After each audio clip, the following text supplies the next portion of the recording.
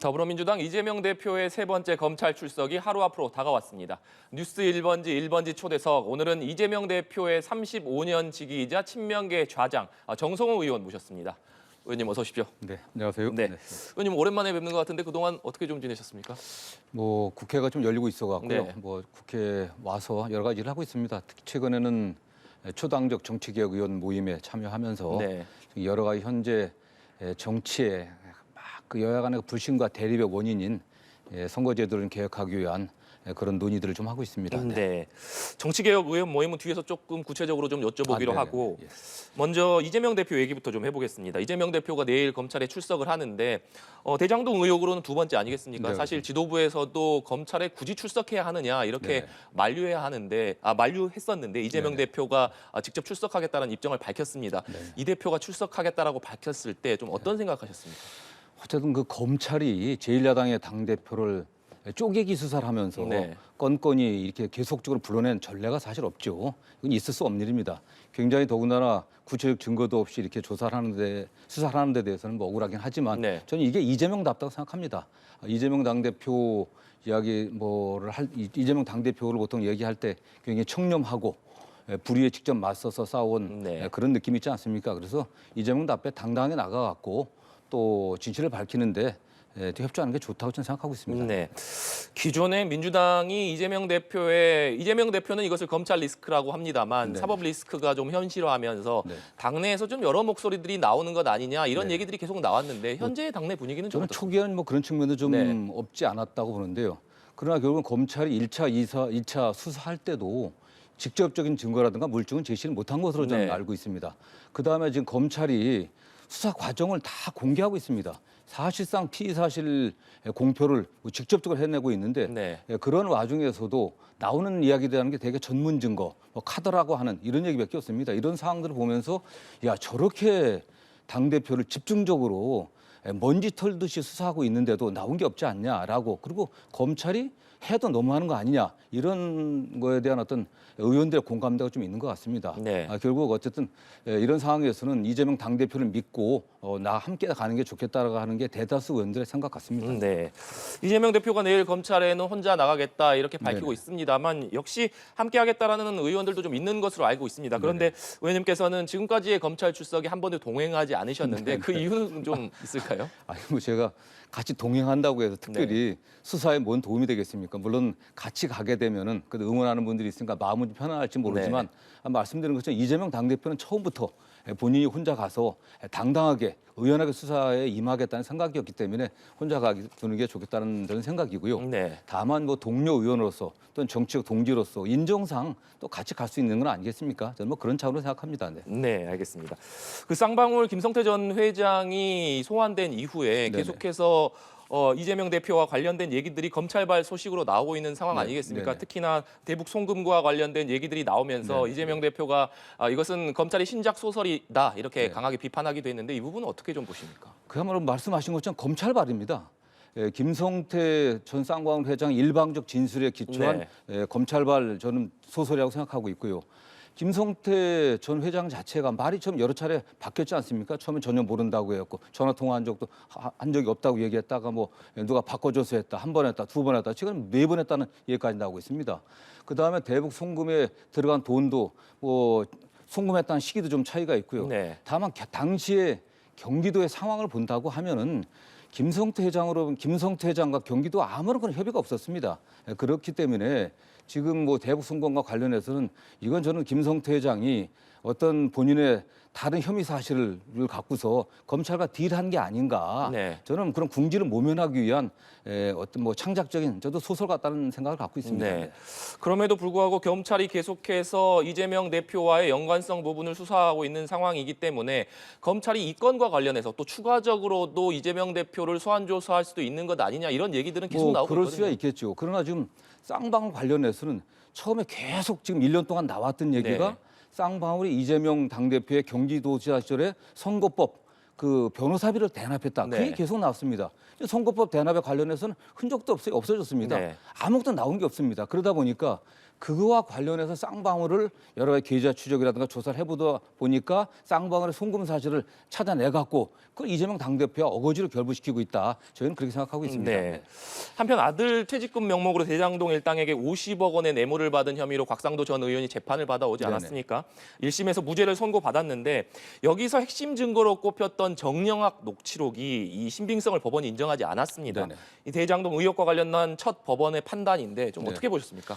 저는 뭐 어떤 법원의 판결을 제가 부인할 수는 없겠지만은 이게 도대체 상식에 맞는 재판인지 저는 모르겠습니다. 다만 이걸 법원을 비판하기보다는 검찰이 얼마나 부실 수사를 했는지, 얼마나 같은 과거의 동료에 대해서 봐주기 수사를 했는지 네. 저는 그걸 보여주는 거라고 보고 있습니다. 그래서 같은 편에 대해서는 봐주기 수사를 하고 오히려 반대편이었던 이재명 당대표는 죽이는 수사를 하고 있는 게 아닌가라는 걸 상징적으로 보여주고 있다고 보고 있고요. 네. 더군다나 검찰이 정영학 그 회계사의 녹취록에 관련해서는 그걸 또 다른 사건에 대해서는 굉장히 유력한 증거로 갖고서 지금 활용하고 있습니다. 저는 그거에 그렇기 때문에 지금 이재명 당대표와 관련된 다른 사건에 대해서도 좀 엄중하게 또 엄정하게 살펴봐야 될 것을 보고 있습니다. 네, 알겠습니다. 주제를 좀 바꿔보겠습니다. 어제 이상민 행안부 장관 탄핵안이 민주당 주도로 국회에서 처리가 됐습니다. 네네. 의원님께서는 앞서서 민주당이 이 장관 탄핵안을 좀 추진할 때 적절한 시점이 아니다 이런 입장을 밝히시기도 했는데 네네. 지금도 뭐 입장에는 변화가 없으십니까? 저는 그 이상민 네. 행안부 장관을 국회에 계속 불러내갖고 계속 추궁하고 네. 또 국정감사 또는 국통까지 계속 이어가는 게 정치적으로 좀 낫지 않나는 생각을 했는데 다만 유가족이 굉장히 좀 얼마나 좀 억울하고 답답하겠습니까? 지금 수도 서울의 한 복판에서 네. 159명이나 되는 젊은이들이 이유도 모르고 죽어갔습니다. 아무도 정치적 책임을 지고 있질 않아요. 도의적 책임도 지지 않고 있습니다. 이런 상황에서 국민적 요구 또 유가족들의 어떤 요구가 있었기 때문에 당에서 당론을 결정해갖고 저는 이걸 뭐 탄핵을 가결시켰고요. 그 과정에서 약간의 다른 의견이 있는 의원들도 있었지만 네. 어제 결과에서 보는 것처럼 또 전원 민주당 의원들이 다 동의를 했고 찬성했기 때문에 저는 그게 올바른 판단이었다고 보고 있고요. 다만 저는 이런 중대한 사건에 대해서 정부 여당에서 어느 누구도 책임지지 않고 있는 이 네. 행태 이게 정말 문제라고 생각합니다. 네.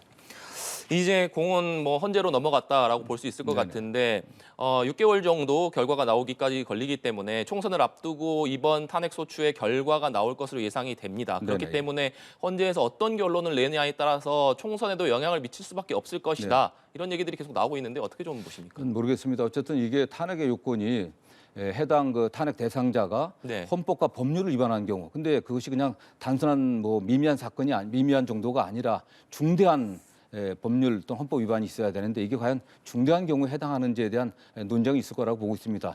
다만 결과를 봤을 때 159명이나 되는 분이 시내 한복판에서 이유도 모르고 죽어갔습니다. 네. 그 결과를 본다고 하면은 결국 누가 책임을 져야 될 것이고 행안부 장관이 국민의 안전과 생명을 책임져야 될 행안부 장관이 적절히 그 직무에 충실하지 못하지 않았겠나 그런 측면에서 헌법재판관들도 판단하리라 좀 믿습니다. 네.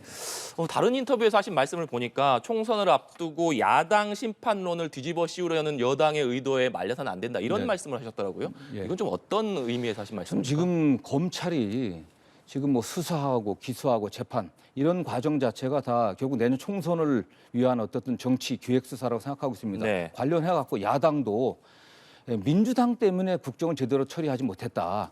탄핵이든 다른 사건이든 그런 논리를 갖고 계속 이야기를 하고 있고 또 방탄 주장을 계속 하고 있으니까 거기에 빠져들지 않게 저희도 정말 치밀하게 대응을 해야 된다는 그런 취지에서 얘기를 했습니다. 네.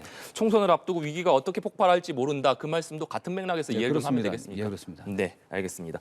앞서서 말씀해주신 초당적 정치개혁 의원 모임도 얘기를 좀 해보도록 하겠습니다. 선거제도 개편과 정치개혁에 대해서 논의하는 것으로 알고 있는데 현재 좀 어떤 부분에 초점을 맞춰서 논의하고 있는 가장 상황입니까? 핵심적인 부분은 이제 네. 선거제도입니다. 지금 국회의 현실, 현재 정치 상황을 본다고 하면 모든 의원들이 또 대부분의 국민들이 이대로 둬서는 안 된다고 생각하고 있습니다. 이렇게 양당 기득권 체제 하에서 그리고 승자 독식의 체제가 그리고 극단적인 대립을 지금 만들고 있는 거 아니겠습니까? 네. 그래서 지금 그 원인이 1인 1표제 그 소선거구제가 결국 지역주의와 결합해갖고 현재 많은 문제점을 일으키고 있다고 생각하고 있기 때문에 조금 이걸 좀 바꿔야 되지 않겠나라는 전 문제의 의식을 갖고 있고요. 네. 그런 의미에서 표의 비례성 또는 대표성, 등가성을 제대로 확보할 제도가 필요하다고 보고 있습니다. 네. 지금 1인 1표제 소선거구제이기 때문에 호남에서는 최소 20% 이상, 영남에서는 60% 이상의 표가 사표입니다. 수도권에서도 적어도 50% 가까운 국민들의 의사가 반영이 되지 못하는 구조이거든요. 그래서 그분들의 다수 국민들의 의지가 네. 정치 과정에 반영을 못 되고 있습니다. 그래서 그걸 반영할 수 있는 비례성을 갖다 담보할 수 있는 제도가 반드시 필요하다라고 좀 생각하고 네. 있습니다. 현행 소선구제의 문제점을 말씀해 주셨는데 뭐 윤석열 대통령이 중대선거구제의 필요성을 언급하기도 했고 정치권에서도 선거구제 개편에 대해서는 여러 가지 좀 논의가 나오는 네네. 상황인 것 같습니다. 네. 중도의 선거구제가 필요하다고 말씀하시는 분이 있는 반면 현행 소선거구제도 장점이 있다 이렇게 네네. 말씀하시는 분들이 있거든요. 네네. 이 부분에 있어서는 어떻게 좀 논의가 발전적으로 저는 뭐 진행될 수 지금 있겠습니까? 어느 제도가 낫다고 바로 단정할 수는 없고요. 네. 중대선거구도 장점이 있지만 또 상당한 단점이 있습니다. 과연 선거구 획정을 어떻게 할 건지, 또한 그렇게 됐을 때 지방 소멸, 지역 소멸의 문제는 또 어떻게 대응할지에 대한 문제도 있기 때문에 좀 열린 자세로 논의를 해야 될 것이고요. 근데 핵심적인 게 결국은 표의 비례성 확보가 좀 중요한 것 같습니다. 그래서 권역별 비례대표제라든가 네. 또는 연동형 비례대표제를 어떻게 제대로 구현할 것인지 이런 문제에 좀 더 좀 합의점을 도출해야 될 것으로 보고 있습니다. 네.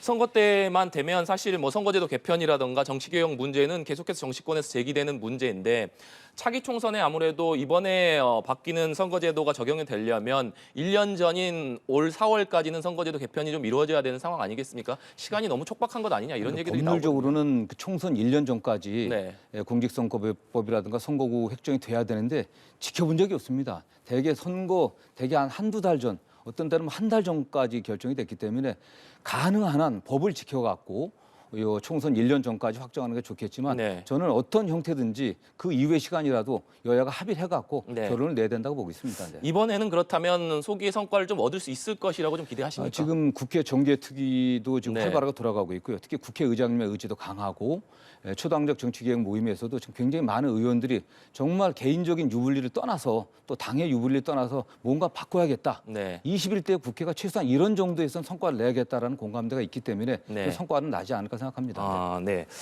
그리고 의원 정수 확대도 주요한 안건으로 좀 논의되고 있는 것으로 알고 있는데 의원 정수 확대 과연 국민적인 지지를 받을 수 있을 것이냐 이런 의문도 저는 들거든요. 뭐 쉽지 않은 문제라고 생각합니다. 네. 왜냐하면 국회에 대한 국민의 불신들이 굉장히 심하기 때문에 굉장히 극심한 상태이기 네. 때문에 의원 정수도 늘려달라고 국민들에게 설득하기는 쉽지 않은 문제고요. 다만 국회가 굉장히 효용성이 떨어진다. 비용이 많이 들어간다고 얘기를 하니까 현재 국회의원 한 명에 대한 그 비용을 상한으로 두고 그 안에서 네. 그 국회 전체 비용의 그 내에서 비용을 증가시키지 않고 네. 그 안에서 좀 의원을 좀 늘리는 방안들, 특히 비례대표를 늘리는 방안들은 좀 적극적으로 검토해야 되지 않겠나는 생각도 개인적으로 해봅니다. 네, 그렇다면 세비를 늘리지 않고 현재 있는 세비 안에서 의원 전수를 좀 늘리는 방안을 고려하고 있다. 이렇게 뭐 개인적인 하면 되겠습니다. 의견입니다. 네. 네, 알겠습니다. 그리고 또 국회 사개특위위원장도 맡고 계신데 최근에 보니까 일을 안 했는데 세비를 받을 수 없다라고 얘기하시면서 세비를 반납하겠다 이런 뜻을 밝히셨어요. 네, 예. 아니, 반납하는 게 좀 대부분 뭐한 80%는 반납을 했고요. 이미 네. 반납을 했고 다만 국회의원 원래 세비에 나와서 포함돼갖고 나오는 그 수당을 제가 좀 반환을 못 하고 있기 때문에 네. 그건 나중에 뭐 기부하겠다고 약속을 했는데요. 이게 그렇지 않습니까? 사실 그렇지 않아도 국회가 일 안 하고 세비 받는다고 국민들이 비난하고 있는데 특별위원회 만들어갖고 네. 특별히 한 번밖에 하지 못했습니다. 저로서는 도저히 이건 뭐 받을 수가 없는 거죠, 사실. 네. 최소한 양심상 뭐 너무 당연한 걸 생각합니다, 사실은 뭐 네. 이게 뭐. 네. 알겠습니다. 네, 지금까지 더불어민주당 정성호 의원과 함께 얘기 나눠봤습니다. 오늘 말씀 고맙습니다. 네, 감사합니다.